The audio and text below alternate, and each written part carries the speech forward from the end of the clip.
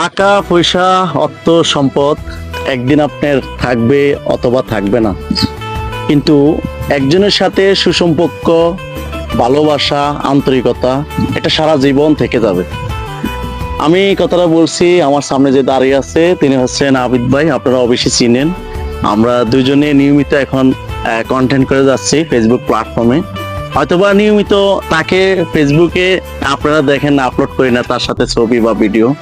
আসলে এই মানুষটাই কিন্তু আমার ক্যামেরাম্যান। অনেক সময় কিন্তু ক্যামেরার পিছনে থেকেই কিন্তু ক্যামেরার অ্যাঙ্গেল গুলা বা কিভাবে মোটিভেট করে ভিডিওগুলা, এগুলা তার কারিশমা। কিন্তু আসলে আমি যে কন্টেন্ট করাটা কিন্তু ফেক না, কিন্তু যে ক্যামেরাম্যান তার ওই ভূমিকাটা অত্যন্ত অনেক বেশি থাকে ওই সময় যখন ভিডিও করাই। তো এই অবশ্যই আপনার একটা কথা মাথায় রাখবেন, আপনি যখন একজনকে ভালোবাসবেন তাকে মন উজাড় করে ভালোবাসবেন, দেখবেন ওই মানুষটাও আপনাকে মন উজাড় করে ভালোবাসবে। তো এই চট্টগ্রাম সীতাকুণ্ডের কিংবদন্তি আমার ভাই আবিদ ভাই, আপনারা আসবেন আবিদ ভাইয়ের সাথে একসাথে চা খাবেন, কফি খাবেন, দেখবেন সে আসলে আমি কি কথার সাথে কাজের সাথে মিল আছে কিনা। এই মানুষটার কথাগুলো আসলে আপনি যখন একসাথে বসে চা খাবেন তখনই জানতে পারবেন। মানুষটা একদম সাদা মনের মানুষ, একদম সহজ সোজা, মানে আপনার সাথেও অতি শীঘ্রই মিশে যাবে।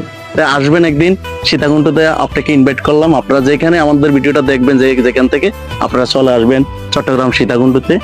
আবিদ ভাই যদি কিছু বলতে চান দর্শকের উদ্দেশ্যে, আমার অডিয়েন্সের উদ্দেশ্যে, বন্ধুদের উদ্দেশ্যে, যদি আপনি কিছু বলেন বলতে পারেন। জি, আপনি ঠিক বলেছেন। আসলে ক্যামেরার পিছনে যে থাকে তার ভূমিকা অনেক বেশি থাকে, কারণ কোন অ্যাঙ্গেল থেকে ভালো আসবে ছবি অথবা ভিডিও, সেটা ক্যামেরাম্যানের ভূমিকাটা হচ্ছে প্রাধান্য। কারণ আপনি তো ক্যামেরার সামনে অন ক্যামেরাতে অনায়াসে বলে যাচ্ছেন, কিন্তু আপনার ভিডিওটার কোয়ালিটি কেমন আসতেছে অথবা ভিডিওটা ভালো আসতেছে কিনা সেটা একজন ক্যামেরাম্যান ছাড়া আর কেউ বলতে পারবে না। আর আপনি আমার জন্য অনেক সুনাম করলেন, এটা সত্যি নাকি মিথ্যা সেটা আপনি ভালো জানেন, কিন্তু আপনিও অনেক ভালো মানুষ, আমি ব্যক্তিগতভাবে মনে করি। সেজন্য আপনাকে আমার অনেক ভালো লাগে।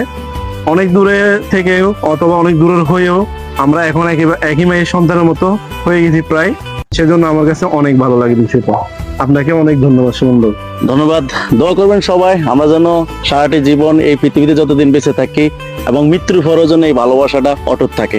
ইনশাল্লাহ। ইনশাআল্লাহ।